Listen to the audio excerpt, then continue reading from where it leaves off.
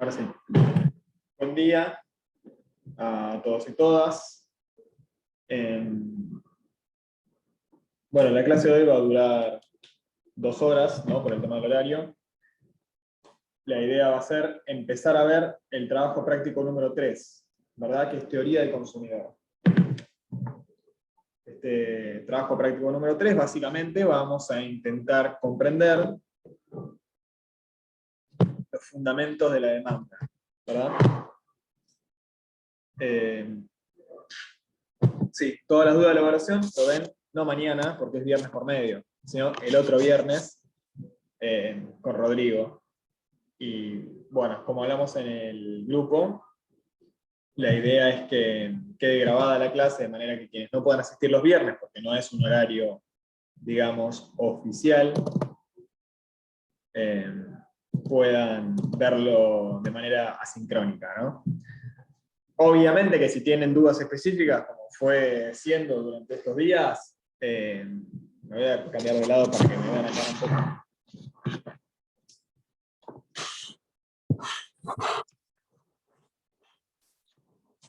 Obviamente que dudas específicas pueden irlas preguntando durante la semana por los medios habituales, ¿no?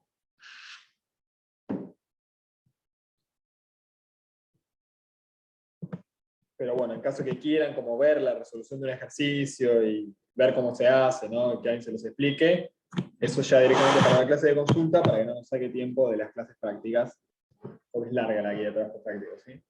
Por suerte. Como les decía, hoy vamos a ver el trabajo práctico número 3. Ya tengo acá para compartir la pantalla.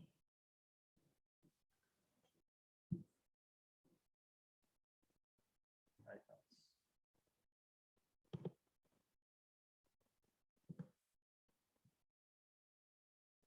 Avísenme si ahí me ven bien.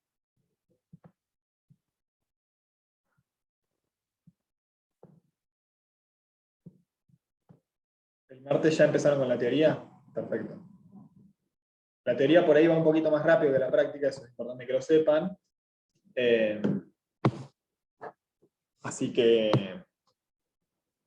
nada, la idea es que siempre ya tengan la base teórica previa. Yo les recomiendo a todos y todas que cursen la teoría, me parece muy importante. Creo que lo que nosotros vemos acá en la clase de práctica de teoría es mínimo, como para, digamos, repasamos un poco lo que vieron ya en la teoría, para que lo tengan presente, pero no desarrollamos todos los conceptos ni todos los temas. Hay muchos temas que solo lo ven en la teoría y no lo ven en la parte práctica. Pues acá nos enfocamos a que puedan resolver los ejercicios, ¿verdad?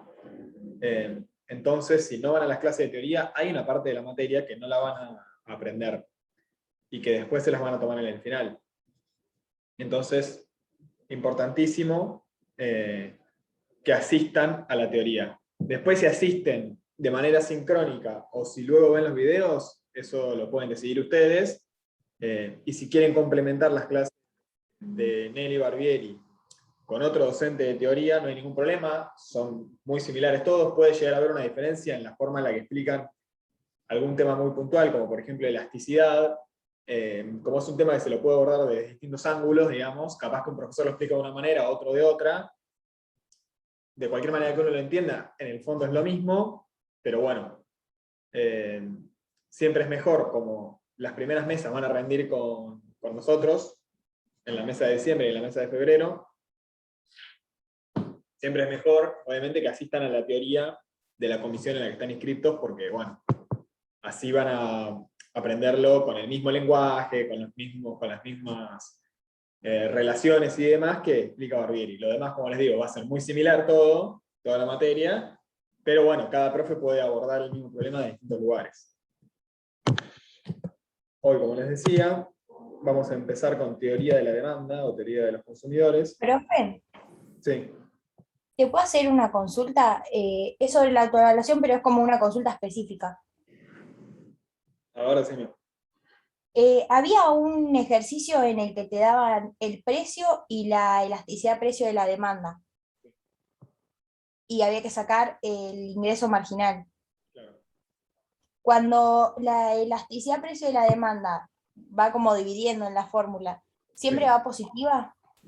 Bueno, se supone lo que vos tenés, viste que vos tenés la fórmula de ese ingreso marginal es igual al ingreso medio, que es lo mismo que el precio, multiplicado por 1 menos 1 sobre la elasticidad. Ahí va siempre positiva la elasticidad, es decir, siempre tomamos el valor absoluto. En algunos libros aparece la fórmula 1 más 1 sobre la elasticidad. ¿Sí? Es decir, aparece restando ese cociente de 1 sobre la elasticidad. En la fórmula donde la elasticidad va positiva, el cociente va restando, y si el cociente está sumando, entonces la elasticidad la ponen como negativa. Lo importante es que después del 1 te quede restando. ¿Entienden? Ah, buenísimo, profe. Tiene que dar 1 menos 1. Si la elasticidad es 0,5, tiene que dar 1 menos 2, y así sucesivamente. La forma en la que yo les recomiendo es restando, digamos, ingreso marginal igual a ingreso medio por paréntesis 1 menos 1 sobre elasticidad, cierro paréntesis, y ahí poner la elasticidad en valor absoluto como tiene que ser. Pero bueno, hay algunos libros, digamos, que hacen menos por menos más y les queda 1 más 1 sobre, y la elasticidad de ahí va negativo. Ah, genial, profe, gracias. Así que si está restando ese cociente, la elasticidad va en positivo.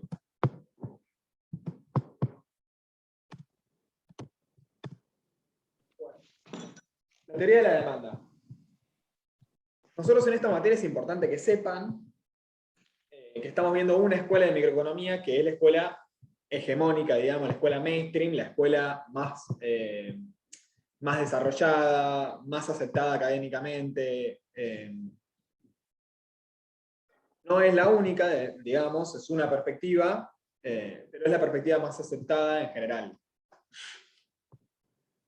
Buena parte de esta teoría marginalista sufre un golpe muy fuerte con la crisis del 30, esto ya se lo dije la última vez, porque la teoría marginalista en general siempre, la conclusión es que el mercado tiene la capacidad de autorregularse, si el Estado no interviene, se autorregula y vuelve al equilibrio. En la crisis del 30, bueno, se descubre que ante determinadas situaciones el mercado no se autorregula, sino que entra en un círculo vicioso que cada vez empeora más, no me voy a poner a explicarlo ahora. Ahí surge las teorías de Keynes, que arrancan por discutir la microeconomía, pero después eso se separa y queda por un lado la micro marginalista y por otro lado la macro. Hay autores que han vuelto a juntar esas dos dimensiones, uno muy importante es Hicks, que es muy interesante, hay un paper al que quiera, que se llama Una aproximación a la microeconomía no neoclásica de Hicks. La escuela marginalista y una serie de escuelas económicas similares se agrupan en lo que se le llama los neoclásicos, ¿no? Que de alguna manera son una actualización de los clásicos, o se adjudican ser la actualización de los clásicos. Pero bueno, les quiero decir que acá partimos de una teoría específica de microeconomía, que es la que vamos a ver toda la materia.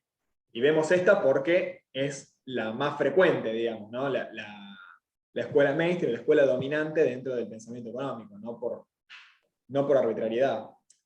Hay desarrollos académicos de otras escuelas de pensamiento, desde el pensamiento marxista al pensamiento, ¿no? El pensamiento microeconómico de Keynes, a aproximaciones estructuralistas a la microeconomía, que son súper interesantes y demás, pero bueno, en esta materia no nos metemos en eso, nos metemos en lo primero y lo que todos tienen que conocer porque es lo más difundido, que es la escuela marginalista.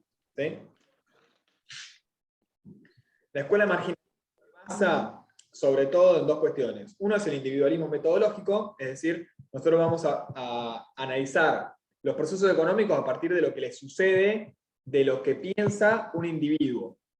Y luego vamos a suponer simplemente que todos los individuos se comportan igual, o de manera similar, y que el comportamiento de una demanda, o de una oferta, de un mercado, etc., va a estar dado por la suma del comportamiento de todos esos individuos.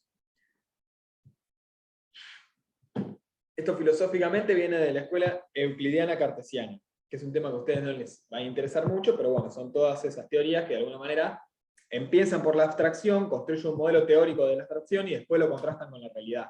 ¿Sí? Entonces nosotros vamos a hacer una serie de supuestos, vamos a construir un modelo ideal, después de ese modelo vamos a flexibilizar algunos supuestos, y así nos vamos a acercar a la realidad lo más posible. La otra gran escuela filosófica es la escuela babilónica, que de alguna manera arranca al revés, observa la realidad y a partir de la realidad empieza a generar conceptos que expliquen esa realidad. La escuela estructuralista, ¿no? Que habla de la restricción externa, de los problemas del desarrollo latinoamericano y demás, que es muy interesante, y de la cual yo adhiero a muchos conceptos, tiene esa perspectiva. La escuela marxista también tiene una perspectiva babilónica, y el keynesianismo tiene expresiones dentro de lo euclidiano cartesiano y lo babilónico. Eso para el que le interese más de alguna manera como la epistemología de la economía, o por qué una teoría va para este lado y otra teoría va para el otro y no tiene nada que ver, y por qué terminamos viendo que economistas como Milley, Kicillof o Julia Estrada o miles de economistas más dicen todas cosas totalmente diferentes y que no tienen nada que ver una cosa con la otra. Bueno, responde a que en la economía no ha habido hasta ahora verdades absolutas, ¿no? Es una ciencia social en la cual hay muchas interpretaciones diferentes de los mismos fenómenos. Volviendo a la clase, esta materia nos vamos a centrar en la teoría marginalista. Tiene individualismo metodológico, o sea, analizamos, intentamos suponer cómo razona un individuo y a partir de ese razonamiento vamos a decir, bueno, un individuo razona de esta manera, todos los individuos razonan de esta manera, entonces socialmente va a pasar tal cosa. Por ende, siempre vamos a partir de determinados supuestos. Los supuestos de los que vamos a partir, en el caso de la teoría de la demanda, va a ser, fundamentalmente, que los individuos tienen determinadas preferencias que se van a mantener relativamente estables, es decir, nosotros podemos suponer que en un momento dado las preferencias de un individuo van a ser estables y que van a cumplir con estas propiedades que están acá, que están viendo en pantalla, ¿no? Completitud, transitividad y no saciedad. Hablamos de preferencias en términos de un bien o otro, ¿no? Entonces yo voy a poder determinar que tengo determinadas preferencias en torno a tomar café con leche o tomar té, por ejemplo. Estas tres propiedades de las preferencias son las siguientes. Completitud significa que yo cualquier par ordenado de bienes voy a preferir uno u otro, siempre. Nunca voy a decir a veces prefiero uno y a veces prefiero otro, ¿sí? Sino que yo siempre voy a poder determinar si yo prefiero comprarme un café con leche y 2 lápices, o prefiero comprarme un lápiz y 2 cafés con leche. Yo o prefiero una o prefiero la otra, o soy indiferente de ambas, es decir, las dos a mí me reportan la misma felicidad, pero no puedo decir no sé cuál prefiero. ¿Está bien? O no puedo decir hoy prefiero una cosa y mañana la otra. Eso es completitud. Transitividad significa que si yo prefiero una determinada canasta de bienes a otra, y prefiero una tercera canasta de bienes a la primera, entonces prefiero la tercera sobre la menos preferida. Lo explico de vuelta porque no se entendió nada. Si yo prefiero la canasta de bienes B sobre la A, y prefiero la canasta de bienes C sobre la B, entonces prefiero la C sobre la A. ¿Sí? No se puede dar un círculo donde yo prefiera esta sobre esta sobre esta y esta sobre esta. Si yo prefiero B sobre A y C sobre B, entonces C la prefiero sobre A. Cuando hablamos de canasta, ¿de qué hablamos? Hablamos de un conjunto de más de un bien, ¿no? Una canasta es esto: un café con leche y 2 lápices. ¿Sí? O una mesa y 2 sillas, o una prenda de vestir y 6 sándwiches, o 7 computadoras, 3 relojes, 2 escritorios, una abrochadora y un viaje de turismo. Eso es una canasta de bienes. Esa canasta de bienes yo la voy a preferir, por ejemplo, a otra canasta, que sea 2 termos y un par de zapatillas, y a la vez, si yo prefiero 2 termos y un par de zapatillas a 200 barbijos, quiere decir que la primera canasta, donde tenía computadora, viaje, no sé qué, no sé cuánto, lo voy a preferir sobre los barbijos. ¿Sí? Eso es transitividad.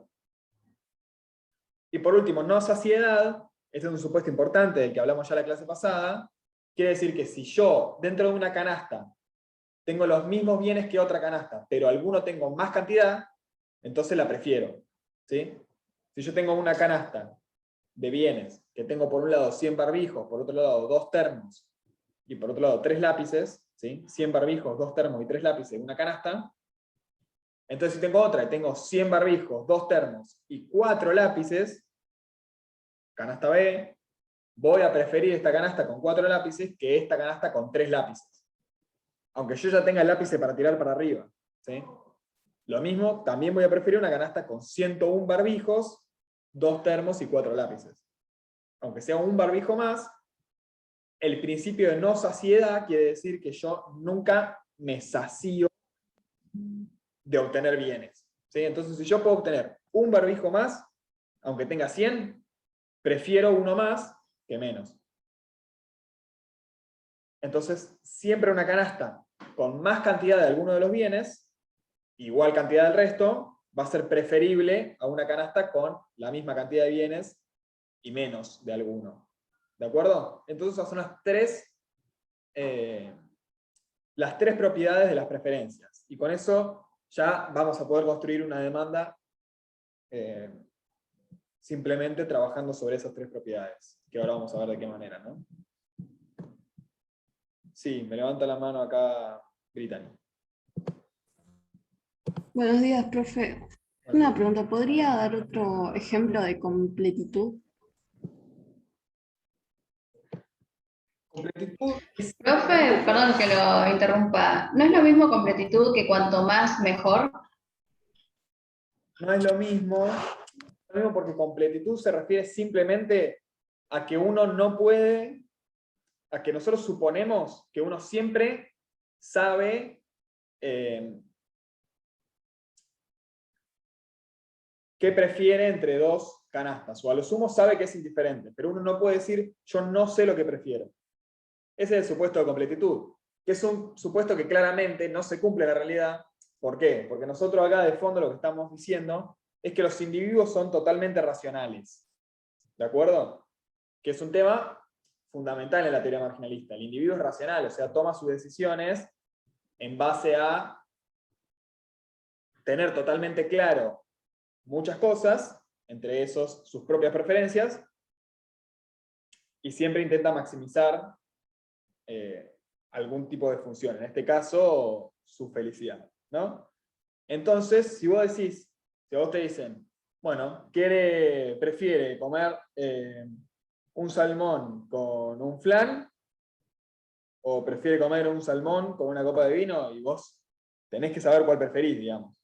¿Sí? Ese es el supuesto de completitud, que entre dos canastas de bienes, a lo sumo puede decir que sos indiferente. ¿Sí? Uno puede decir, no, yo soy indiferente entre una cosa y la otra, es decir, las dos cosas me aportan la misma utilidad, que ahora vamos a ver lo que significa. Lo que no puede decir es, un día preferir una cosa y un día preferir la otra. ¿Se entiende? Bueno, hoy prefiero tal cosa y mañana prefiero tal otra. Eso no. Eso es completitud. Gracias, profe. Me levantaba la mano acá Nadina. Sí, profe, yo en el chat había puesto que si se podía definir la completitud como que se ajustan las preferencias del consumidor para que sean siempre las mismas. Si está bien tenerlo así. Está bien. El concepto teórico para cuando te lo pregunten en el examen, léelo del libro, pero es eso. Sí. Ok, gracias. Después, a partir de determinado hecho, pueden modificarse sus propiedades, sus preferencias, ¿no? A partir de determinado hecho, como hablábamos en la clase pasada, ¿se acuerdan que decíamos, bueno, de repente esta persona decidió ser vegana, entonces cambian todas sus preferencias? Eso puede suceder. No estás violando el momento de completitud. El principio de completitud lo que dice es que en el momento vos siempre podés decir si preferís una canasta de bienes a la otra. ¿Está bien?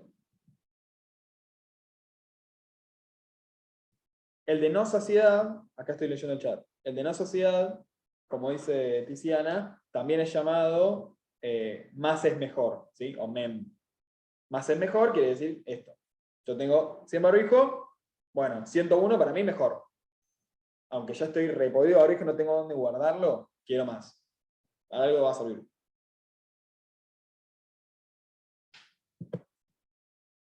Seguimos. Acá ya arrancamos con un ejemplo. Estas son distintas canastas de bienes. Ven, la canasta A tiene 20 unidades de alimentos y 3 prendas de vestir. La canasta B tiene 10 unidades de alimentos y 5 prendas de vestir. La canasta C tiene 40 unidades de alimentos y 2 de prendas de vestir. Como pueden ver, algunas tienen más alimentos, otras tienen más prendas de vestir, otras tienen menos de las dos cosas, otras tienen más de las dos cosas. Son distintas canastas armadas aleatoriamente, entre las que un individuo podría seleccionar, ¿no? Imagínense, yo tengo determinado ingreso, no puedo comprar todos los alimentos y todas las prendas de vestir del mundo, tengo que elegir entre alguna de estas canastas. Nosotros esto lo vamos a plasmar en un gráfico que no va a ser el mismo de la oferta y la demanda, y acá no se tienen que confundir nunca, y esto es muy importante, y en lo que siempre se equivocan. Una cosa es el espacio de precio y cantidades. Ahí es donde graficamos oferta y demanda. ¿Sí? Siempre que uno está viendo un gráfico, es un espacio entre dos variables. Por eso tiene dos dimensiones. El espacio vertical en el mercado son los precios, y el espacio horizontal en el mercado son las cantidades. Acá nosotros estamos viendo otro tipo de gráfico, que es un espacio de dos bienes. ¿Sí? Entonces el espacio vertical en este caso va a ser las cantidades de un determinado bien, y el espacio horizontal van a ser las cantidades de otro determinado bien. No están en este espacio los precios. ¿Sí? Los precios los vamos a incorporar recién en referencia a los ingresos, para poder medirlo en cantidades. ¿Sí? Entonces esto es totalmente distinto del gráfico del mercado, donde hay precio-cantidad. Ustedes cuando vayan a graficar algo, cuando vayan a interpretar un gráfico, miren siempre los ejes, y tienen que tener bien en claro en qué espacio están graficando. Si es en el espacio de dos bienes, o sea, cantidad-cantidad, el gráfico va a ser de una determinada manera, y si están graficando una demanda, una oferta, un equilibrio de mercado, va a ser en el espacio precio-cantidades, donde son otros tipos de gráficos con otros significados, si no tienen nada que ver. Y además vamos a ver otros espacios, vamos a ver el espacio de cantidad de bienes, cantidad de trabajadores, vamos a ver el espacio de costo de los bienes y cantidad de los bienes, vamos a ver el espacio de salario de los trabajadores y cantidad de trabajadores, vamos a ver muchos tipos de gráficos distintos. Siempre miren los ejes para entender a dónde están parados y qué están mirando. Muy buena la pregunta de Tiziana, si se podría poner alimento en el eje vertical, y la respuesta es que sí. Acá cualquiera de los dos puede estar en el eje vertical o puede estar en el eje horizontal. Es totalmente indiferente, obviamente que uno tiene que estar atento de cuál pone en cada eje, porque después las fórmulas y demás se van a dar vuelta, ¿no? Si uno pone un bien en un eje y el otro bien en el otro. ¿Sí? Pero se puede poner tranquilamente cambiados. Acá yo puse de esta manera, digamos, porque se me cantó a mí. Lo único que tengo que hacer después, de acá en adelante, cuando escriba la ecuación, etcétera, es siempre respetar que puse prenda de vertical y alimento del horizontal.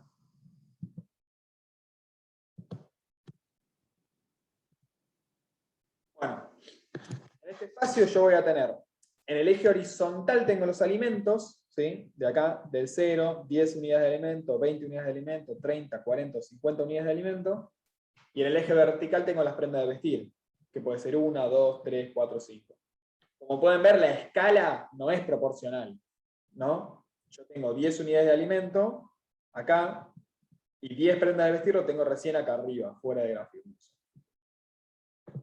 ¿Cómo sé yo qué escala usar? Lo que no puedo hacer, obviamente, es poner acá un alimento, 2 alimentos, 30 alimentos. ¿No? En el mismo eje tengo que respetar, si 10 unidades es 1 centímetro, entonces 10 unidades siempre 1 centímetro, en el mismo eje. Pero sí puedo usar distinta escala en el eje vertical y en el horizontal. Acá, fíjense que cada centímetro es una unidad. 1, 2, 3, 4, 5. Acá cada centímetro son 10 unidades. ¿Sí? 10, 20, 30, 40, 50. ¿Cómo sé qué escala usar? Tengo que mirar más o menos acá. Yo sé que los alimentos van de 10 a 40, entonces uso una escala de 10 en 10. ¿Sí? Si esto fuera de 10 a 8000, quizás tendría que hacer una escala de 1000 en 1000 o de 2000 en 2000. Las prendas de vestir van a 5, así que uso una escala de 1 en 1, o puedo usar una escala de 2 en 2, o la que yo quiera, solo tengo que respetar en cada.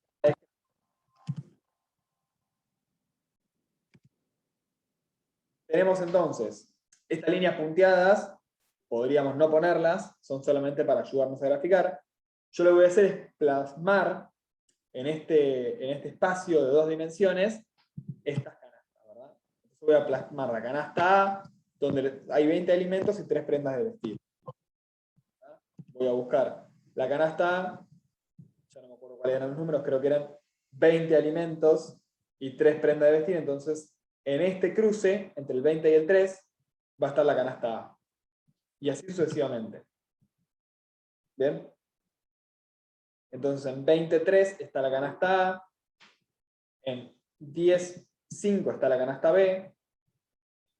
Acá yo no sé si esto que tengo acá al costado le está para ustedes, creo que no, pero por los dudas lo pongo.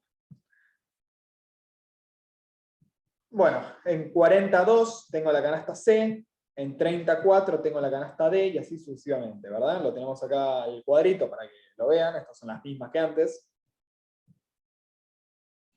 Entonces para graficar simplemente marco cada punto. Yo a partir de acá ya voy a poder decir que algunas canastas son preferibles a otras. ¿Quién me puede decir, por ejemplo, cuál canasta es preferible a una a otra?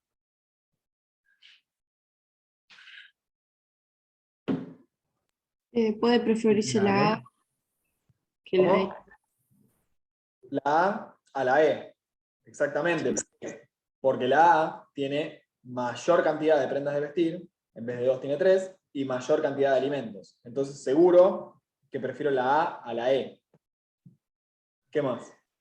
Y la D a la A, ¿no preferirías poner? Claro, la D a la A. La D a la A cumple el mismo criterio, tiene más prendas de vestir y más alimentos. ¿Qué pasa, por ejemplo, entre la F y la E? ¿Cuál es preferible? La F. A F. La F, porque tengo la misma cantidad de alimentos, pero tengo más prendas de vestir. Entonces, todo ganancia para mí. ¿Sí? La B va a ser preferible a la F por el mismo motivo. La D va a ser preferible a la F porque tengo la misma cantidad de prendas de vestir y más alimentos. La D va a ser preferible a la E, ¿sí? Porque tengo la misma cantidad de prendas de vestir y más alimentos. ¿Y qué pasa, por ejemplo, entre la canasta F y la canasta C? ¿Cuál es preferible? La Me C. parece que no le es indiferente si prefiere la F o la C. Onda, depende de la preferencia, ¿no? Depende de las preferencias. Acá, Ok. la F y la C, cualquier respuesta puede ser correcta. Pueden ser indiferentes, ¿sí? Porque yo tengo más de un bien y menos del otro, y si me compensa exactamente lo que pierdo de un bien con lo que gano del otro, voy a ser indiferente. También yo podría ser un fanático de las prendas de vestir. Entonces yo soy un fanático de las prendas de vestir, ¿qué prefiero? Prefiero la F. ¿Sí? Porque a mí me encanta estar bien vestido y no me preocupa demasiado mi alimentación. Entonces, si yo soy un supermodelo de una marca cara, claramente voy a preferir la F. ¿Verdad? Por el otro lado, podría yo ser una persona que disfruta muchísimo más de la comida, no le importa demasiado las prendas de vestir que tiene, se arregla con el mismo jean todos los días, como seguramente harán algunos de los muchachos, y come mucho, ¿no? Entonces, prefiere la C. ¿Sí? Puede preferir la F, puede preferir la C, o puede ser una persona más o menos equilibrada entre las dos cosas, y puede ser indiferente entre las dos canastas. ¿Bien? Entonces nosotros vamos a ver que va a depender ahí ya del individuo cuál de las dos canastas va a preferir. Acá pregunta Santiago por los niveles de utilidad, que es lo siguiente que vamos a ver. ¿Qué es la utilidad? La utilidad es un concepto que se inventa para la microeconomía marginalista, donde uno dice, bueno, yo necesito esto es interesante. Hay una discusión más conceptual detrás de esto. Cuando se empieza a analizar la economía, ustedes saben que el padre de la economía es Adam Smith, que es un liberal, que estudió de manera muy sistemática el sistema económico, sobre todo en Inglaterra en su tiempo.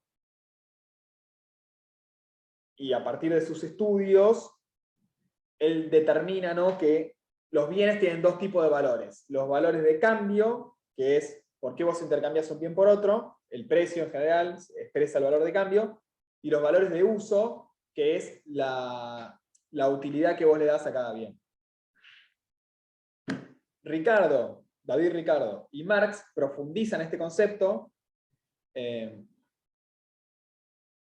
de hecho la teoría de la plusvalía de Marx y demás está muy asentada en esta separación del valor de uso y el valor de cambio, ¿no? Y decir, los bienes no dependen por cuánto, qué tanto lo vos no necesitas, ¿sí? Por eso el agua es muy barata y el oro es muy caro, por ejemplo, sino que dependen de otros factores. Ahí está la teoría del valor trabajo, de los cuales esos tres autores están de acuerdo, y ahí Marx determina que de ese valor trabajo una parte era apropiada, y bueno, ahí empieza toda la teoría del marxismo, por el cual la explotación, la revolución y todo el desarrollo de esa rama, ¿no? La teoría marginalista, ¿qué dice? No, el valor de cambio está ligado a dos cosas. A la utilidad, es decir, al valor de uso, el cual no es objetivo, sino que es subjetivo de cada persona, y a la escasez de los bienes, ¿sí? Entonces, un bien que tenga poco valor de uso, de cualquier manera, si es muy, muy, muy escaso, va a tener un gran valor de cambio. Y un bien que tenga mucho valor de uso, como el agua, pero sea muy abundante, va a tener un bajo valor de cambio, ¿no? Entonces, a partir de ahí, de alguna manera, sí, la teoría marginalista se desarrolla a partir de unificar esos dos conceptos. Sale la teoría del valor trabajo de la escena y entra una teoría de valor subjetiva donde las cosas valen según lo que cada uno prefiere, las preferencias, precisamente lo que estamos viendo, y según la escasez de ese bien, porque obviamente que si un bien es muy abundante es fácil de conseguir, y si un bien es muy poco abundante, crece, ¿no?, el valor. Bueno. La utilidad es la manera en la cual los distintos valores de uso de las cosas se igualan. Porque los clásicos, Marx incluido, lo que decían es, el valor de uso nunca puede ser la razón por la cual los bienes se intercambian, dado que el valor de uso que a vos te aporta comerte una hamburguesa no tiene nada que ver con el valor de uso que te aporta una vacuna del coronavirus. No tiene nada que ver, porque una cosa es comer y otra cosa es vacunarte, ¿no? Entonces son cosas distintas que uno puede reemplazar una por la otra. La creación de la utilidad como concepto es decir, bueno, pará, porque todas esas cosas te aportan algo en común, algo mensurable en común, que es la satisfacción, ¿sí?, medido en términos muy genéricos, casi asimilable a la felicidad, que te aportan cada una de esas cosas.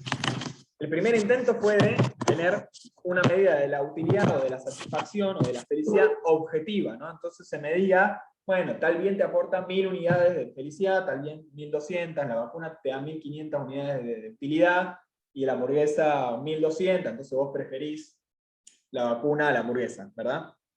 Todo bajo este concepto de las preferencias. Luego, la teoría avanza y se dan cuenta que no era necesario ponerle unidades, sino que pasamos de una teoría de la utilidad cardinal, ¿sí?, en el cual tiene un valor la utilidad, a una teoría ordinal, en el cual no importa si te aportan 1000 unidades de algo que es abstracto, ¿no? Porque esta utilidad, esta felicidad, es simplemente un invento de la concepción humana. De ahí viene todo lo que hablamos del pensamiento euclidiano-cartesiano, ¿no?, que es abstracto en un principio. No importa si eso es 1000 o 10.000 o 1.000.000, porque de cualquier manera es un valor puramente conceptual. Lo único que importa es si es mayor la utilidad de determinada canasta de bienes que la utilidad de otra. Y acá Ese es el sentido que le vamos a ver en la teoría. Entonces, en los ejercicios, ustedes matemáticamente van a llegar a decir, bueno, este consumidor con esta demanda obtiene 100 unidades de utilidad. Pero esas 100 sería lo mismo que fueran 100, que fueran 1000, o que fueran 300, o que fueran 2 millones. Lo que va a importar es si esa 100 es mayor que otra canasta que le da 90, y en caso de que la utilidad en vez de ser 100 fuera 1 millón, la otra canasta le reportaría 500.000 o 600.000 o cualquier valor. Lo importante es que se mantenga esa relación de que es mayor, ¿no? Acá tiene que ver lo que hablábamos de el supuesto de completitud. Entonces la utilidad, resumiendo, es una medida conceptual, abstracta, de la felicidad, que permite comparar la felicidad que me aportan bienes que no tienen nada que ver. Una hamburguesa con una vacuna, o cualquier otro. Las curvas de indiferencia, ¿sí?, que van a ser el gráfico que nosotros vamos a trazar en ese mapa de 2 dimensiones, van a ser puntos que van a unir todas las posibles combinaciones de bienes que a mí me aportan la misma utilidad, ¿sí? Entonces, si yo era indiferente, como propuso un compañero, entre la canasta F y la C, quiere decir que ambas canastas a mí me van a reportar la misma utilidad. Ya sea 10 unidades de utilidad, 1 millón de unidades de utilidad, o el valor que sea, me van a generar la misma utilidad, esas dos canastas. Por ende va a haber una curva de indiferencia. Indiferencia viene de indiferente. Indiferente viene de que me da lo mismo una cosa que la otra. La curva de indiferencia va a señalar, ¿no?, que dos canastas me aportan la misma utilidad, y la curva de indiferencia va a ser una línea. ¿Por qué? Porque va a haber todo un conjunto infinito de canastas que me van a aportar la misma utilidad. Yo voy a poder subdividir los bienes en decimales, ¿no? Entonces la curva de utilidad me va a unir infinita cantidad de puntos. Por eso va a ser una línea que de hecho va a ser curva en general. Otro concepto importante, por el principio de no saciedad, las curvas de indiferencia, a medida que se van a alejar más del origen, quiere decir que me van a estar reportando a mí mayor utilidad, ¿sí? Entonces una curva de indiferencia pasa muy lejos del cero, me va a reportar más utilidad de la que pasa muy cerca del cero. ¿Por qué? Y porque va a tener en general más bienes que las que pasan más cerca del cero, ¿sí? Otra cuestión importante es que van a ser decrecientes las curvas de utilidad, ¿de acuerdo? Van a ser decrecientes por esto, porque yo para ser indiferente entre un punto y otro, las curvas de indiferencia, perdón, dije utilidad, para ser indiferente entre un punto y otro, yo al aumentar un bien, para mantenerme indiferente tengo que reducir el consumo del otro. Si yo aumento el consumo de un bien y no reduzco el del otro bien, no voy a ser indiferente, voy a preferirlo. Entonces, para ser indiferente tengo que aumentar un bien y reducir el otro. De esa manera me mantengo indiferente. ¿Cuánto lo voy a tener que reducir al otro bien? Depende de la preferencia mía. Si yo prefiero mucho las prendas de vestir, entonces para aumentar alimentos, ¿sí?, voy a tener que reducir muy poquito las prendas de vestir. Porque si yo aumento alimentos y reduzco mucho las prendas de vestir, no me va a gustar. Voy a irme a una curva de indiferencia más baja. Otra cualidad de las curvas de indiferencia es que nunca se cruzan, ¿sí? No puedo tener dos curvas de indiferencia que tengan esta forma, que cruce una por encima de la otra. ¿Por qué? Porque eso violaría el principio de transitividad. Quiere decir que van a haber 3 canastas de bienes donde hay 2 en las cuales voy a ser indiferente, y hay 2 en las cuales voy a preferir una a la otra, ¿sí? Pero esta a la vez va a ser indiferente con una cuarta canasta que la voy a preferir a la primera. Entonces no se cumple el principio de transitividad. Seguramente lo que acabo de decir no se entendió nada, pero bueno, en el libro tienen ejemplos, gráficos y demás. Lo importante para la práctica es que recuerden que las curvas de indiferencia nunca se cruzan. El que hace un gráfico, una curva de indiferencia cruzada sobre otra, desaprueba. Desaprueba el parcial, desaprueba el final, desaprueba la materia. Las curvas de indiferencia jamás se cruzan. Y acá otro tema más, por último, en general, no siempre, pero en la gran mayoría de los casos, las curvas de indiferencia son convexas al origen. ¿Sí? La convexidad, si recuerdan, quiere decir que la pancita de la curva de indiferencia va a apuntar hacia el cero. ¿Sí? Es decir, que va a tener una forma decreciente y de esta manera. ¿Sí? Convexa al origen. Eso se debe a una propiedad más denominada el rendimiento marginal decreciente. ¿Sí? ¿Qué quiere decir esto? Yo dije, si yo tengo 101 barbijos, voy a preferirlo a 100, por el principio de no saciedad. Ahora bien, el barbijo 101 me va a aportar menos felicidad que el barbijo número 100. Y el barbijo 102 me va a aportar menos felicidad que el barbijo número 101, y el barbijo 103 menos que el barbijo 102. Y así sucesivamente. Es decir, si bien yo quiero consumir cada vez más, lo que me aumenta marginalmente mi utilidad, cada uno, recuerdan que nosotros en microeconomía les dije que siempre miramos en el margen lo que sucede. Por eso está la teoría marginalista, porque siempre miramos el margen. En el margen va a haber aumento de felicidad siempre por el principio de no saciedad, pero ese aumento va a ser cada vez más reducido. ¿Sí? Como ese aumento va a ser cada vez más reducido, yo a medida que voy a aumentar el consumo de un bien y voy a reducir el del otro, el aumento va a tener que ser cada vez mayor para compensar la reducción del bien que estoy reduciendo, ¿no? Entonces, si yo me desplazo de forma indiferente de un punto a otro, para mantenerme indiferente, cada vez voy a tener que compensarlo con mayor cantidad de bienes. Esto va a ser en general. Hay dos casos en los cuales esto no sucede, que es cuando dos bienes son o sustitutos perfectos, ¿sí? Quiere decir que soy totalmente indiferente siempre entre consumir un bien y el otro, no importa la cantidad, porque lo estoy sustituyendo, que casi no existen, ¿no? Caso de bienes sustitutos perfectos, o por otro lado que sean complementos perfectos, es decir, que no puedo consumir un bien sin el otro, y que sí o sí, si reduzco mi consumo de un bien, tengo que reducir el del otro. En esos dos casos, las curvas no van a ser convexas al origen. En todos los demás casos, donde no sean ni complementos perfectos ni sustitutos perfectos, sí van a ser convexas al origen. Bien. Acá tenemos un ejemplo de curvas de indiferencia. ¿Alguien tiene una pregunta a esta parte? Profe, una pregunta. ¿Puede que nos den un caso de sustitutos perfectos y complementos perfectos en los que no sean convexas? En el práctico donde están estos casos,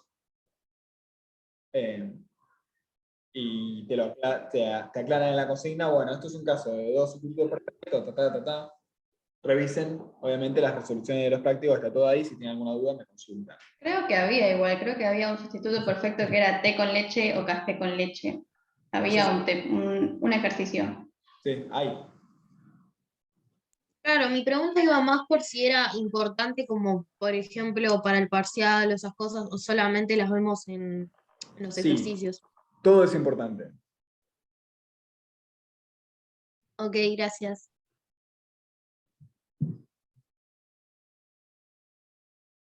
Acá lo que vemos es un ejemplo de curvas de indiferencia. ¿Sí? Ejemplo arbitrario. No tenemos la forma de las curvas de este individuo, sino que las estamos inventando. Entonces, fíjense, estas curvas de indiferencia cumplen todas las propiedades de las que hablamos anteriormente. ¿Sí? Son decrecientes, es decir, tienen pendiente negativa. Son convexas al origen, ¿no? ¿Verdad? Tienen una pancita que apunta hacia el cero. A medida que yo me alejo del origen, las curvas de indiferencia van a reportar mayor utilidad, es decir, la curva de indiferencia de la canasta D, que pasa por todas estas canastas, siempre me va a reportar más felicidad que la de la canasta E, que esta y que esta, ¿no? Fíjense lo que hablábamos de las canastas F y C. En este caso yo prefiero la canasta C a la canasta F, ¿verdad? Es decir que tengo relativamente una mayor inclinación por los alimentos. Prefiero consumir 40 unidades de alimento y 2 prendas de vestir que 4 prendas de vestir y 10 unidades de alimento. Pero es una preferencia totalmente subjetiva.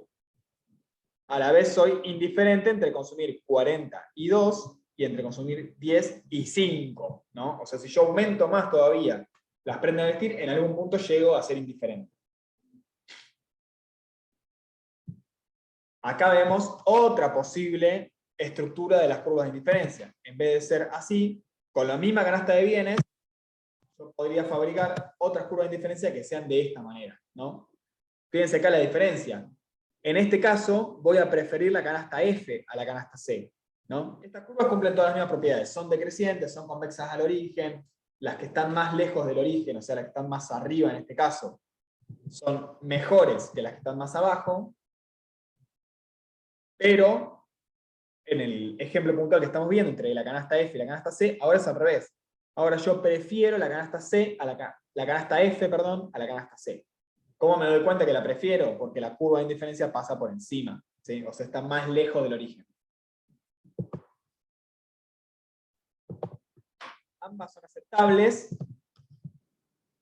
Cuando nosotros veamos un ejercicio, probablemente lo que suceda es que le van a dar la función de la curva de indiferencia, entonces va a haber una que es correcta, ¿sí? Pero esa función podría ser tanto esta como esta, o infinitas más, ¿no? Podría haber infinitas combinaciones de curvas de indiferencia, así como hay infinitas preferencias de los consumidores. Al menos hay 6.000 millones de combinaciones diferentes, ¿no? Una para cada persona. Así que cualquiera de las dos son válidas. Como dice la próxima filmea, si no me equivoco. La forma exacta la van a tener dada por una función que va a ser la función de la utilidad, ¿no? La función donde básicamente la variable que entra en la función, recuerdan la función que la vimos como una especie de agujero de gusano en la primera clase, tiene ciertas variables que entran. ¿Cuáles son las variables que entran acá? X e Y, que van a ser las cantidades de un bien X y las cantidades de un bien Y. Esos bienes pueden ser hamburguesas y vacunas, ¿no? Entonces, determinada cantidad de hamburguesas y vacunas, tal cantidad, ¿no? O sea, 3 hamburguesas y 7 vacunas, a mí me van a dar tal utilidad, 8.000. Tal otra cantidad me va a dar otra utilidad, y así yo voy a tener una función donde estas cantidades se van a transformar en utilidad.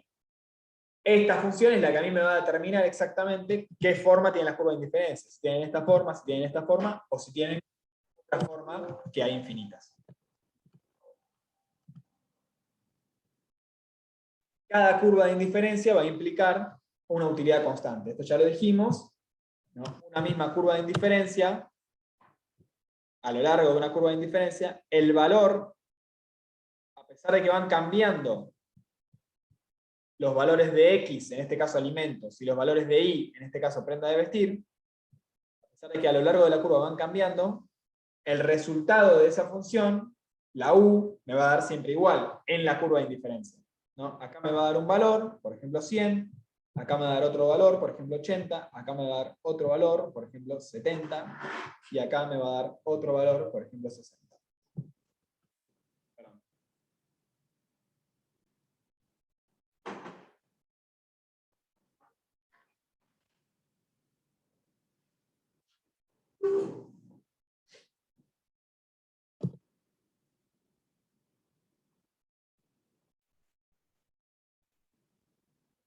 La forma de determinar la curvatura, primero, una canasta es un punto, ¿sí? Porque una canasta son 2 bienes, al menos, ¿no? O sea, una cantidad de determinados bienes. Una canasta es un punto, siempre. Si vos tenés una sola canasta, y si esa es toda la información que tenés, no sabés la curvatura de las curvas de indiferencia. ¿Sí? Sabés que van a ser decrecientes, que van a ser convexas, es decir, que van a tener más o menos alguna de esas formas, pero no sabés cuál de esas formas. La única manera de saber cuál de esas formas es que vos tengas la función de utilidad. ¿Sí? Y si vos tenés muchas canastas, como teníamos recién, tampoco sabés la forma de las curvas. yo acá tengo 6 canastas, ¿sí? O sea, 6 puntos, cada canasta es un punto. Tengo 6 puntos, y la forma puede ser esta o puede ser esta, y no se sabe. La única forma de saber la curvatura, o la estructura de las curvas de indiferencia, es con la función. ¿Sí? Obviamente, si a vos te dicen que hay 2 canastas, 2 puntos, que aportan la misma utilidad o por las cuales pasa una misma curva de indiferencia, uno podría graficarlo aproximadamente. ¿No? No va a ser exacto, pero uno podría graficarlo aproximadamente sabiendo que es decreciente y es convexa al origen, o sea que tiene una cierta pancita. No va a ser exacto, pero se puede hacer aproximadamente. Si uno quiere saberlo exacto, necesita la función. ¿Sí? Bueno. Este es el ejercicio 2, en el cual a nosotros nos dan precisamente la función de utilidad de una chica que se llama Luisina, o algo parecido, donde la forma funcional va a ser U, que es la variable dependiente, va a ser igual a 10 por A por B.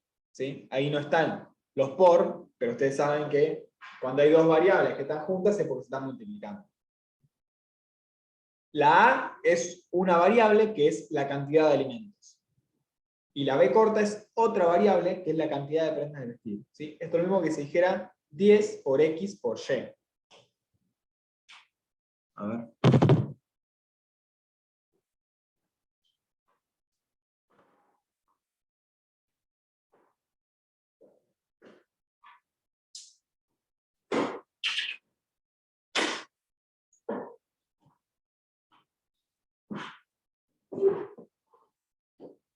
¿De acuerdo? Entonces esta es una función en donde hay 3 variables, porque están las 2 variables independientes, la cantidad de alimentos y la cantidad de prendas de vestir, y además está la variable dependiente, que es la utilidad de Luisina. ¿Sí? A mí lo que me preguntan es, encuentre las curvas de indiferencia, encuentre la curva de indiferencia que genera la misma satisfacción que una determinada canasta. Esa canasta, está la consigna, ¿no? Esa canasta es alimentos igual a 10 y prendas de vestir igual a 5. Entonces a mí me dicen, bueno, vos tenés una canasta, tenés un solo punto del gráfico. ¿Sí? Me dan una canasta, por ejemplo la canasta A, donde voy a tener 10, que no es la A, en este caso sería la B, ¿no? 10 unidades de alimento y 5 unidades de prenda de vestir. Tengo esa información y tengo la forma funcional de la utilidad, que es 10 por A por B. Yo lo que tengo que encontrar es cuánto vale la utilidad en ese punto, y con el valor de la utilidad de ese punto voy a encontrar cómo graficar la curva de indiferencia respectiva, ¿sí? La que pasa por esa canasta. Entonces reemplazo en esta función, que es 10 por A por B, A es igual a 10, entonces 10 por 10, B es igual a 5, entonces 10 por 10 por 5, y esto me da U igual a 500. O sea que esta canasta, donde consume 10 unidades de alimento y 5 prendas de vestir, le aporta una utilidad a Luisina, o a Luisana, no recuerdo, de 500. ¿500 qué? 500, se puede decir 500 útiles, o 500 unidades de utilidad. O podrían decir 500 unidades de satisfacción, que como veníamos diciendo, es un concepto abstracto, ¿no? Todas las canastas que a Luisina le aporten 500 unidades de utilidad van a formar parte de la curva de indiferencia. Una de esas canastas va a ser 10 y 5. Y después va a haber otras canastas, ¿sí? Que tenemos que encontrarlas. Las otras canastas o van a tener menos prendas de vestir y más alimentos, o van a tener menos alimentos y más prendas de vestir. ¿Sí? Como yo digo, como yo quiero mantener constante la felicidad de Luisina, la quiero mantener indiferente, voy a tener que aumentar uno de los bienes y disminuir el otro. Y así voy a encontrar distintas canastas con esa combinación. ¿Cómo lo encuentro esto? Lo primero que hago es vuelvo a la función original. U es igual a 10 por A por B. Ahora U, en vez de mantenerlo como una variable, va a ser una constante. ¿Sí? De forma que yo sé que estoy generando una función en la cual la utilidad es constante, igual a 500. Así que reemplazo la U por 500. Y ahora que tengo 500 es igual a 10 por A por B, lo que voy a hacer para poder graficar mi curva de indiferencia es despejar una de las variables. Lo más recomendable es despejar la variable que pusieron en el eje vertical. ¿Sí? Así es más fácil de graficar. Yo puse en el eje vertical las prendas de vestir. Como me preguntaba una compañera, no sé si Tiziana o quién era, podría haber puesto los alimentos, en cuyo caso, acá en este punto, despejo alimentos. ¿Sí? Siempre recomendable, tampoco obligatorio, recomendable para no perderse, despejar la variable del eje vertical. La variable del eje vertical, en mi ejemplo, son las prendas de vestir. Así que despejo las prendas de vestir. Como lo despejo, paso dividiendo el 10 y paso dividiendo la variable A. ¿Sí? Entonces me queda una función, tal y como las que conocemos, donde B, que la función común sería la Y, es igual a 500 dividido 10 por A. O podemos decir 500 dividido 10 por X, o simplificando, ¿no? 500 dividido 10 me da 50, podemos decir 50 dividido X. Y esa es la función de mi curva de indiferencia. Ustedes pueden utilizar alguna de las aplicaciones que les recomendé, Fuplot y GeoGebra, y ponen y igual 50 dividido X, y le va a graficar automáticamente la curva de indiferencia. Van a tener que acomodar los ejes, ¿no? Porque dijimos que el eje de las prendas de vestir era mucho más, digamos, amplio que el de los alimentos, que va de 10 en 10, el otro va de 1 en 1, pero si lo acomodan les va a quedar la forma de la curva de indiferencia. ¿Cómo lo grafico de manera manual? Porque obviamente que usar la aplicación les sirve, pero no les sirve para poner en el papel. Yo tengo esta forma funcional, lo que voy a hacer sencillamente es ir cambiando los valores de A, y eso me va a dar determinados valores de B. Si yo reemplazo A por 10, ya sé que B me da 5, porque es de donde arrancamos, ¿no? Sí. Espera un segundo. Estoy acá con esto prendido.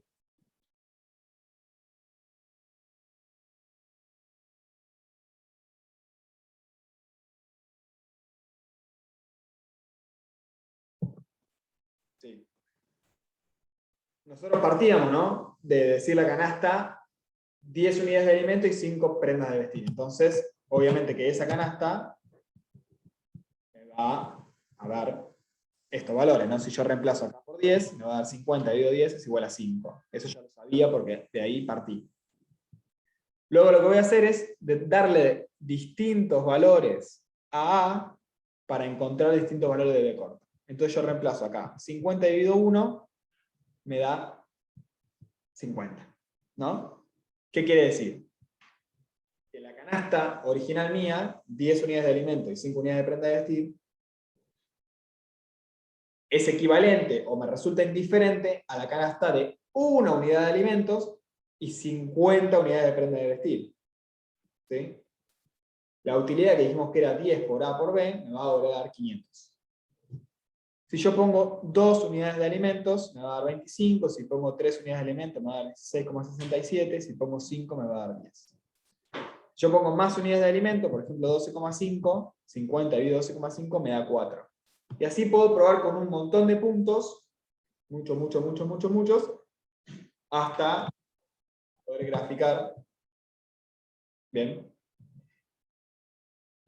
Acá yo hice el gráfico agarrando unidades de alimento del 1 al 10, ¿no? Y acá está el 12,5. Podría haberlo hecho también para el otro lado, le va a quedar una forma más o menos similar, pero muy empinada. Muy aplanada.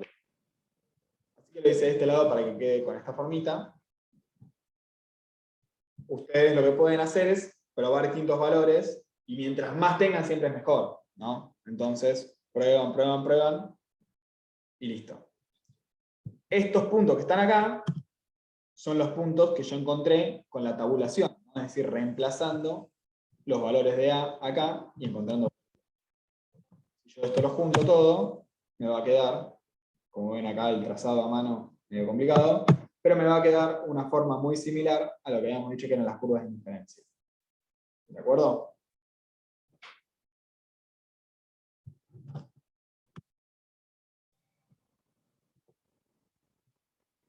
¿Alguna duda hasta acá? Porque pasamos a restricción presupuestaria.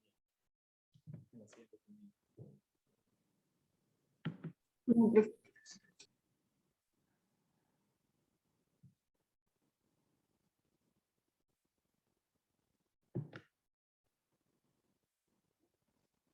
Si no hay duda, paso.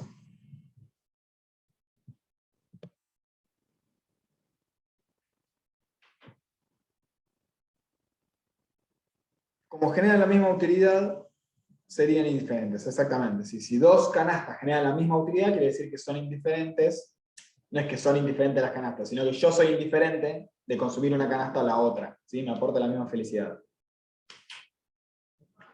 Julieta pregunta qué variables son la A y la B. La A es el alimento y la B las prendas de vestir. ¿Sí? Entonces acá en este gráfico yo podría poner acá arriba en vez de prenda de vestir B corta y acá abajo A. ¿Ok? Esas son las variables y en términos de un gráfico matemático acá iría convencionalmente la Y en donde está la prenda de vestir y acá en el alimento iría la X, ¿no? Pero, como venimos diciendo, podría ser al revés, no hay ningún problema.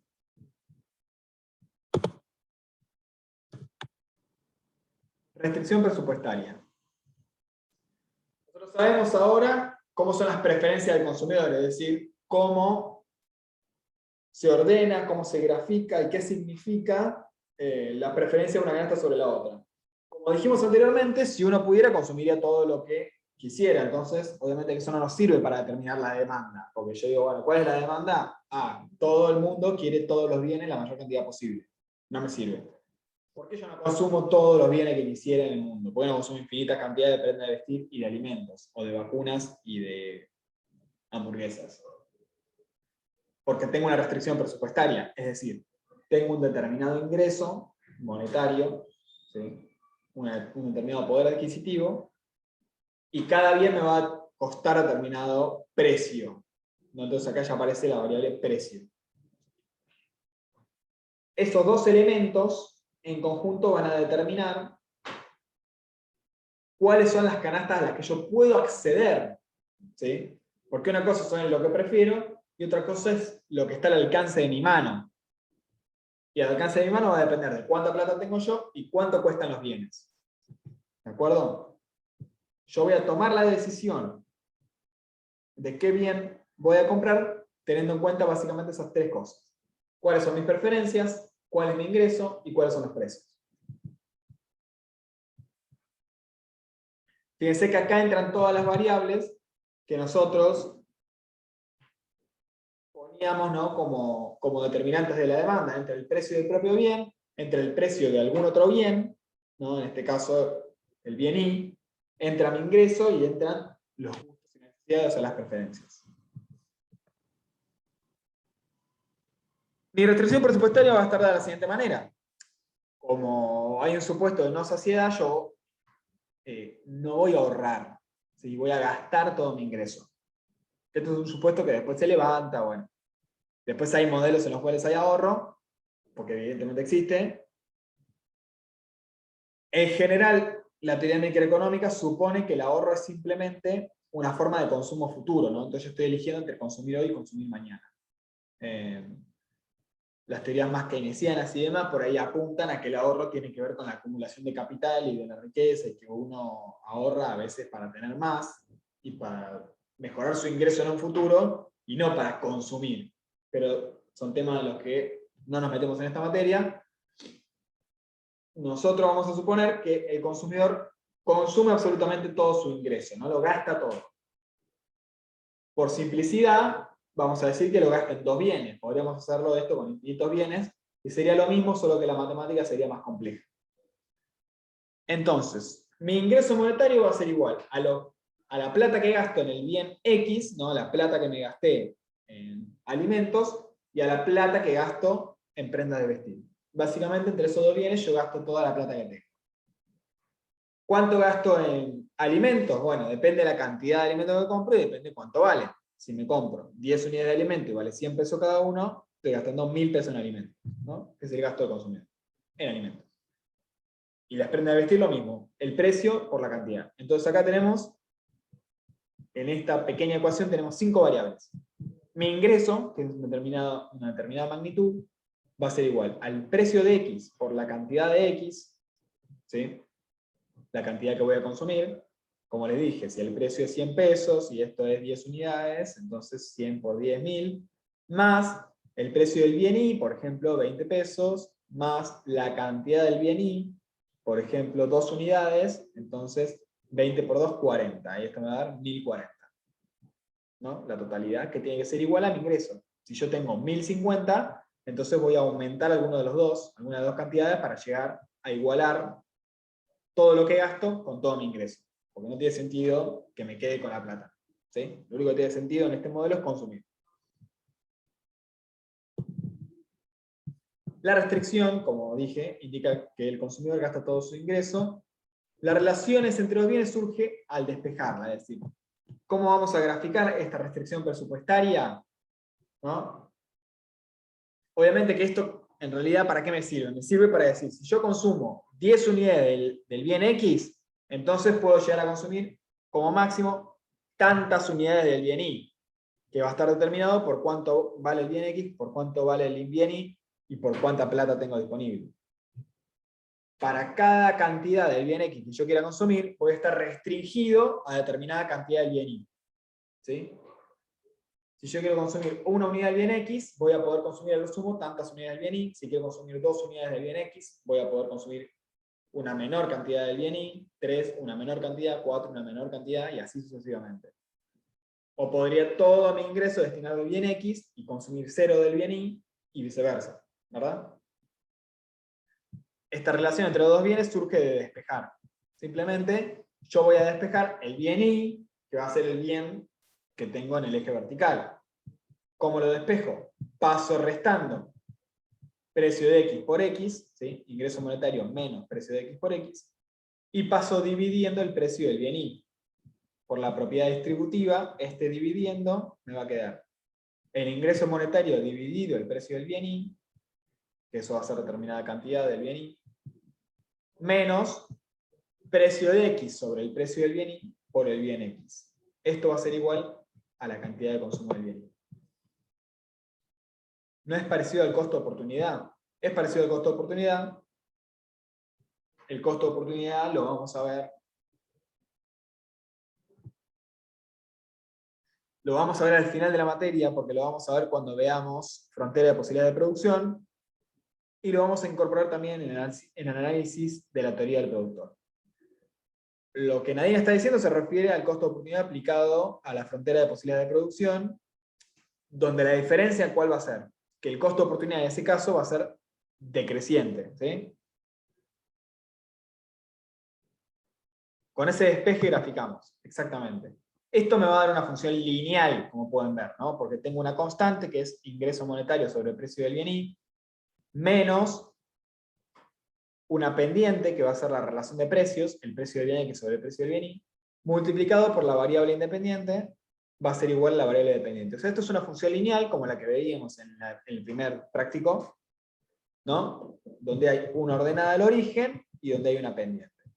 Entonces esto se grafica.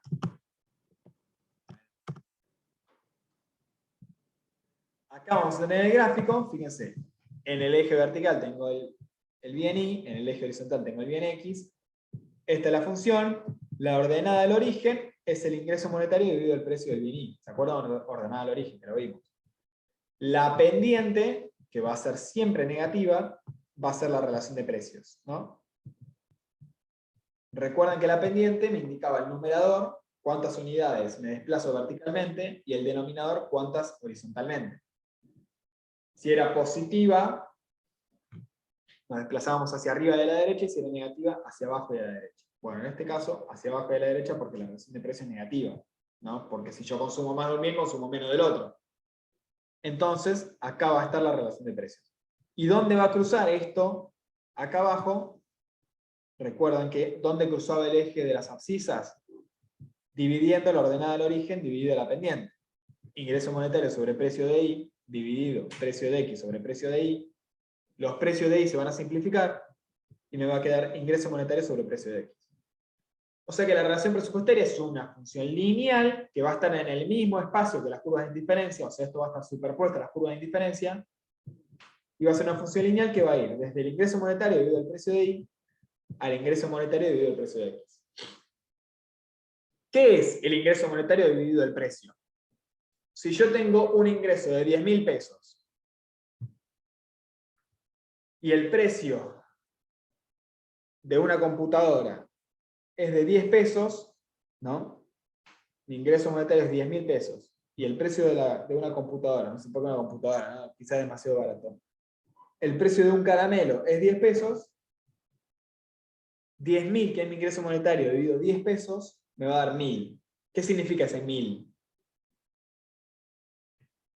Lo máximo que te puedes gastar tu ingreso en caramelos. Exactamente. Va a ser la cantidad, como dice en el chat, de caramelos máxima que puedo consumir con ese ingreso.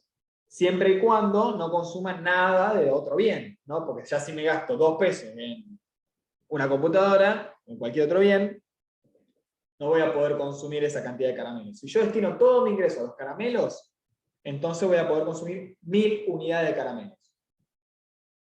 O sea que ingreso monetario dividido el precio de I va a ser cuánto consumo de I en caso que es el único bien que consuma, o sea que destine todo mi ingreso al bien Y, por eso está acá, en el punto donde X es 0, ¿no? Y de la misma manera, ingreso monetario sobre el precio de X es la cantidad máxima que puedo consumir del bien X. O sea, si destino todo mi ingreso al bien X y consumo 0 del bien Y. Así que esto es muy intuitivo. Yo destino todo mi ingreso al bien Y, estoy en esta esquina. Destino todo mi ingreso al bien X, estoy en esta otra esquina, y lo más probable es que no destine ni todo mi ingreso al bien Y, ni todo mi ingreso al bien X, sino que distribuya mi ingreso entre los dos bienes, en cuyo caso estoy sobre esta recta.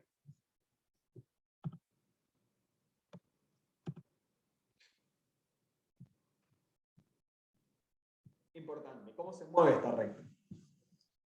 Obviamente en un momento dado nosotros vamos a analizar con la recta presupuestaria estática, ¿no? Sin moverse.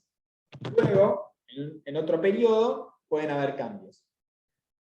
Cambios en el ingreso monetario y en los precios de bienes van a generar movimientos de la restricción presupuestaria, ¿sí? Es decir, se va a desplazar. Si aumenta el ingreso monetario, la restricción se va a desplazar paralelamente, es decir, se va a mantener la pendiente, pero se va a ampliar o se va a contraer la restricción presupuestaria. Si aumenta el precio de I, ¿sí? Entonces la restricción no se va a desplazar paralelamente, sino que se va a contraer de un solo lado del gráfico, que va a ser del lado del bien Y.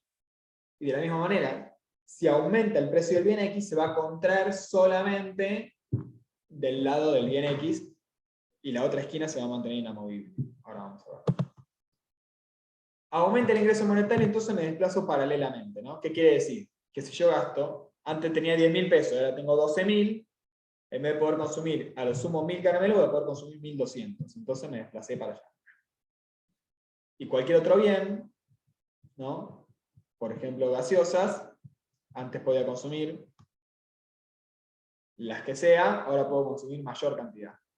Por ende, se va a desplazar en ambos ejes de forma paralela, ¿sí? Con un aumento en el ingreso. Con un aumento en el precio del bien Y, o sea, en el precio de las gaseosas, ¿qué va a pasar?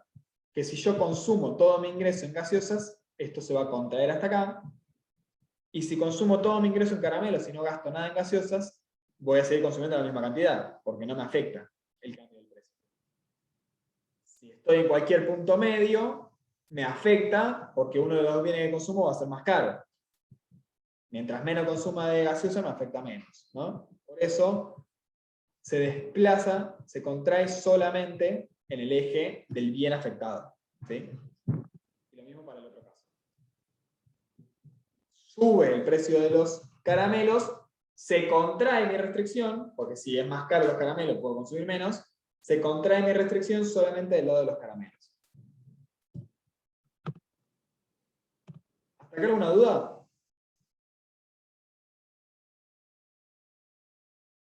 No, profe. No. No. Por último, vamos a ver en esta clase qué son las dotaciones, ¿no? Que ahí van a ver algunos ejercicios de dotaciones también en el... En vez de un ingreso monetario, el consumidor quizá lo que tiene es determinada dotación de bienes. Es decir, en vez de que él recibe plata, quizá él es fabricante de bienes, entonces lo que tiene es, bueno, yo fabriqué caramelos y fabriqué gaseosas, ¿no? Pues yo soy un productor de bienes azucarados. Ese productor también va a ser consumidor, ¿sí? En este caso, vamos a suponer que solo existen dos bienes, así que a la vez es productor y consumidor de caramelos y de gaseosas. O capaz que no es productor, sino que le pagan el sueldo en caramelos y gaseosas. Y él va a querer consumir cierta cantidad. No necesariamente la cantidad que él tiene como dotación va a ser lo que él prefiera. Por ahí él prefiere otra cantidad. Capaz que le dan demasiado caramelo y él quiere más gaseosa. Entonces, ahí va a modificar, digamos, la dotación que tiene, intercambiando caramelos por gaseosas, dada la relación de precios. En este caso, la restricción va a ser diferente según la dotación de precios que posea, y además los precios de los bienes van a afectar, ¿no?, su poder adquisitivo. Porque si él tiene 10 caramelos y una gaseosa, y él quiere comprar más gaseosa, y de repente sube el precio de los caramelos, él es como si tuviera un incremento de su ingreso, ¿verdad? Así que esa va a ser la diferencia con dotación. Y de la misma manera, si él quiere comprar gaseosas con sus caramelos, y sube el precio de las gaseosas, no solamente que el precio de la gaseosa va a ser más caro, sino que se va a reducir de alguna manera su poder adquisitivo, porque su caramelo ahora, ¿verdad?, su monto en dinero se va a aumentar, o sea, su restricción se va a ver ampliada, pero en realidad va a poder consumir menos que antes, ¿no?, porque el desplazamiento va a perjudicar.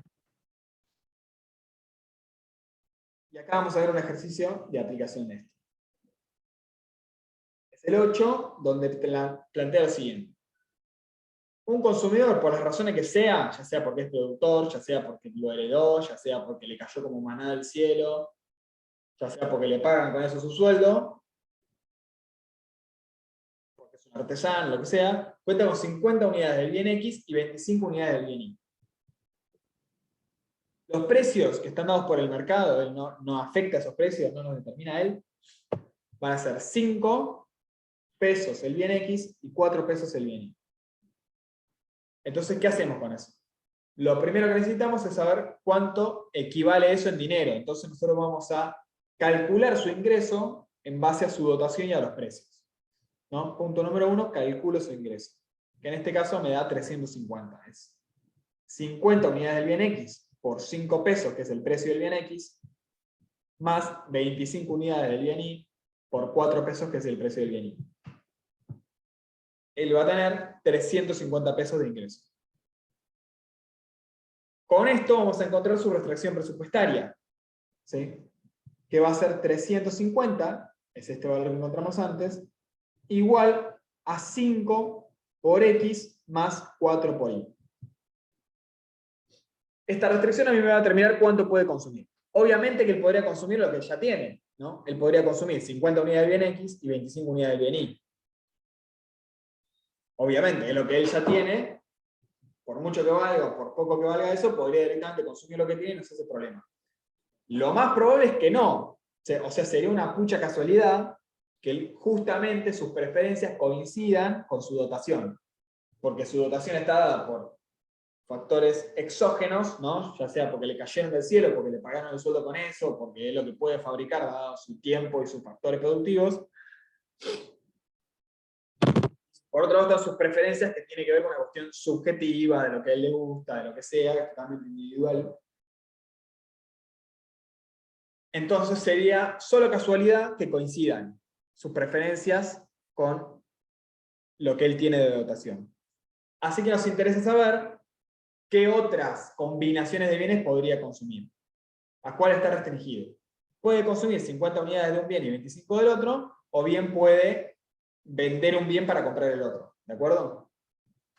¿Cómo encuentro esa relación? Bueno, como dijimos recién, despejo uno de los bienes, voy a despejar en este caso el bien Y, de la manera en que lo hicimos antes, ¿no? Primero paso restando menos 5x y después paso dividiendo el 4. 350 dividido 4 me da 87,5. ¿Sí? Esto es lo que antes veíamos como ingreso monetario dividido precio de I. 350 dividido 4. Hacen la calculadora, 350 dividido 4, y les tiene que dar 87,5. Menos lo que antes veíamos como precio de X sobre precio de Y. 5 sobre 4. Esa es la pendiente. ¿Sí? O podríamos decir 1,2.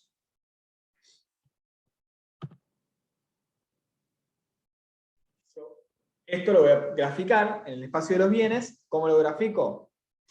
Ustedes saben que acá va a estar la ordenada del origen 87,5. Esto fíjense que es la cantidad total de unidades que puede consumir el bien Y. O sea, si él vendiera todas las unidades que tiene el bien X, las 50 unidades, las va a vender las 50 a 5 pesos, cada una 250 pesos, y con eso va a comprar todas las unidades posibles del bien Y, que sale 4 pesos, más las que ya tiene, y eso le va a dar 87,5.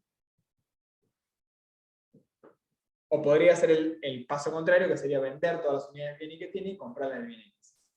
Este 87,5 es la ordenada al origen, que es ingreso monetario sobre precio de I, ¿sí? 350 dividido 4.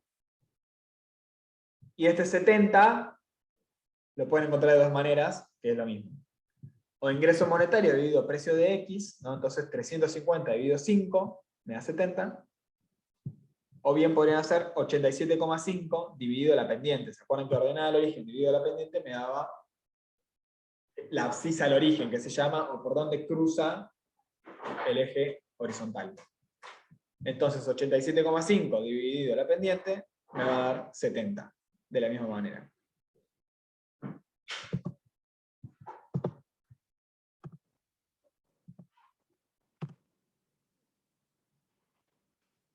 ¿Qué me plantea el ejercicio? Hay que calcular lo que sucede cuando aumenta la dotación de X de esta persona en 20 unidades. ¿Por qué aumenta? Como dijimos, como manada del cielo, ¿no? Si a él le pagan el sueldo en bienes es porque le hicieron un aumento de sueldo. Si él se encuentra esas unidades haciendo linchera por la calle es porque de repente encontró más. Si la fabrica él es porque por algún motivo, ¿no?, amplió su capacidad de producción y produjo más, pero por cualquier razón, él incrementa su dotación en 20 unidades. El efecto de esto va a ser un aumento de su poder adquisitivo, ¿verdad? Entonces su ingreso, que antes era 350, pensé que hacemos de vuelta la cuenta, y ahora me va a dar 450. Ese 450, hago el despeje correspondiente y me va a quedar esta función, 112,5 menos 5 cuartos por X, ¿no? Despejando igual que antes. Lo que hicimos acá. De la misma manera, 450 dividido 4 me da 112,5 y la relación de precios está igual, ¿sí? Porque sigue valiendo 5 pesos el bien X y 4 pesos el bien Y. Esto lo grafico y fíjense, es un desplazamiento paralelo de la restricción, ¿sí? Porque a mí, el único cambio que hubo es que yo antes tenía 50 unidades del bien X y ahora tengo 70. O sea, evidentemente soy más rico, ¿no? Simplemente tengo más de un bien, mágicamente, bueno, voy a poder consumir más unidades de cualquier combinación. Si antes solamente quería consumir el bien Y, ahora voy a poder consumir 25 unidades más del bien Y. Si antes solo consumía el bien X, voy a poder consumir 20 unidades más, que son las 20 que me cayeron del cielo. ¿Bien? ¿Qué pasa ahora si en vez de haber un aumento de mi dotación, yo tengo la misma dotación, pero se modifican los precios? ¿Sí? O sea, sigo teniendo 50 unidades del bien X y 25 unidades del bien Y, pero de repente el precio del bien X aumenta en 2 pesos. ¿Sí? Entonces ahora el bien X vale 7 pesos y el bien Y sigue valiendo 4. Fíjense lo que sucede.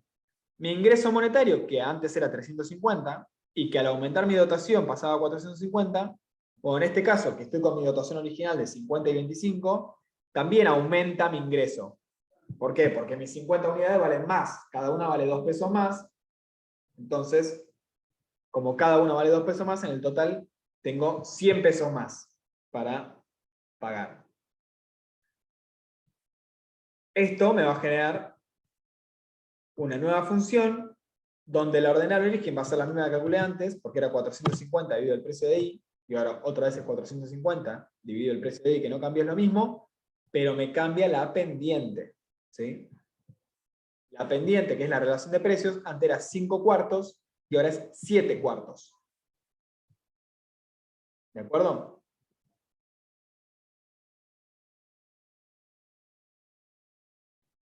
Pasó de 1,25 a 1,55. Profe, una consulta. No entiendo por qué volvió a dar 112,5.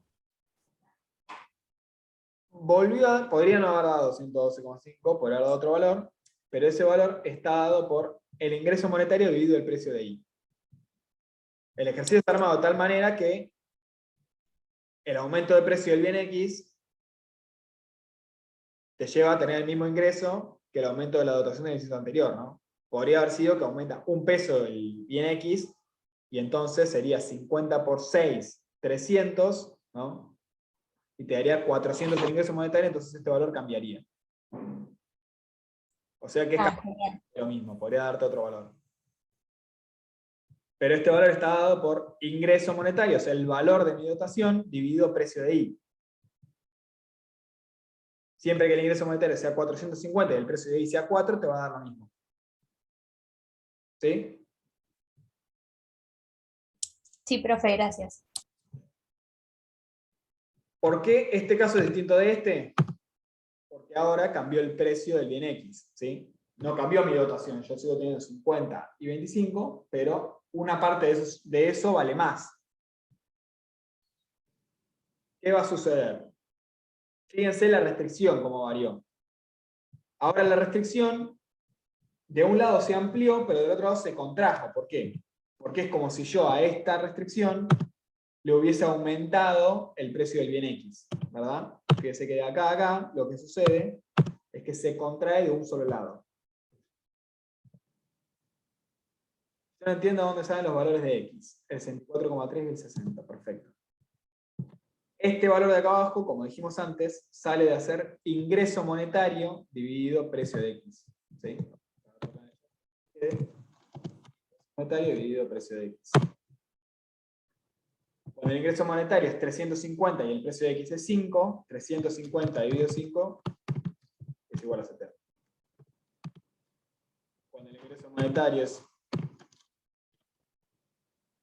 450 y el precio es 7, eso me da 64. ¿Sí?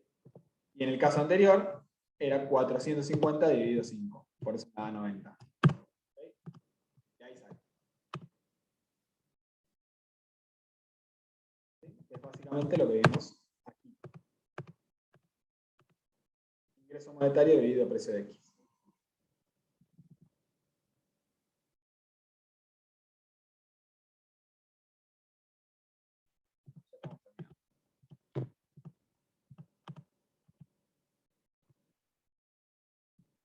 Bueno, ¿qué sucede? Acá hubo dos modificaciones, ¿verdad? Mi ingreso monetario se vio incrementado, pero también se vio incrementado el precio del bien de X. ¿Qué pasa? Si yo quiero consumir solamente el bien Y, o sea, si yo parto de tener 50 unidades del bien X y 25 del bien Y, y voy a vender las unidades del bien X para comprar el bien Y, y yo me veo beneficiado por la suba de precio. Ahora voy a pasar de consumir 87,5 a 112. ¿Sí? Porque yo lo que hice fue vender las unidades del bien X, que antes valían 5 pesos, ahora valen 7, entonces gano más plata y con eso compro el bien Y, que está relativamente más barato. Mi consumo se expande. ¿sí? Si mis preferencias son a favor del bien Y, genial. Si mis preferencias de consumo son a favor del bien X, ahí voy a tener una macana. ¿Por qué? Porque si bien mi dotación vale más, si yo quiero vender las unidades del bien Y, mis 25 unidades, a 4 pesos, y comprarlas del bien X, antes las compraba a 5 pesos, y ahora las compro a 7. ¿Sí? Entonces, fíjense que de acá para allá, se va a contraer mi restricción presupuestaria, se va a poder consumir menos unidades. Entonces, cuando aumenta el precio del bien X en dotaciones, lo mismo sería para el precio del bien Y, de un lado se va a ampliar mi restricción y del otro lado se va a contraer. ¿Esto lo beneficia o lo perjudica al consumidor? Depende si tiene preferencias a favor del bien X o si tiene preferencias a favor del bien Y. Si se encareció el bien que vos más querés consumir, te perjudica. Y si se encareció el bien que vos menos querés consumir, te beneficia porque lo vendés. ¿Sí? Esto, recuerda, estamos viendo dotaciones. En el caso que no fueran dotaciones, sino que es un ingreso fijo, pasa esto, ¿no? Aumenta el precio de X, siempre me veo perjudicado. Si tengo dotaciones, en el caso que yo pueda vender el bien X y comprar el bien Y, me veo beneficiado. Y con eso terminaríamos la clase de hoy. La próxima, la idea va a ser juntar lo que vimos de preferencias y juntar lo que vimos de restricción presupuestaria, y ahí vamos a poder determinar cuál es la elección del consumidor. Es decir, cómo decide efectivamente cuántos bienes va a consumir. ¿Sí? Nosotros vimos, por un lado, qué preferiría, si pudiera elegir libremente, y qué posibilidades de elección tiene. Vamos a juntar lo que él elegiría con sus posibilidades, y ahí vamos a determinar cuánto elige efectivamente. ¿Alguna duda?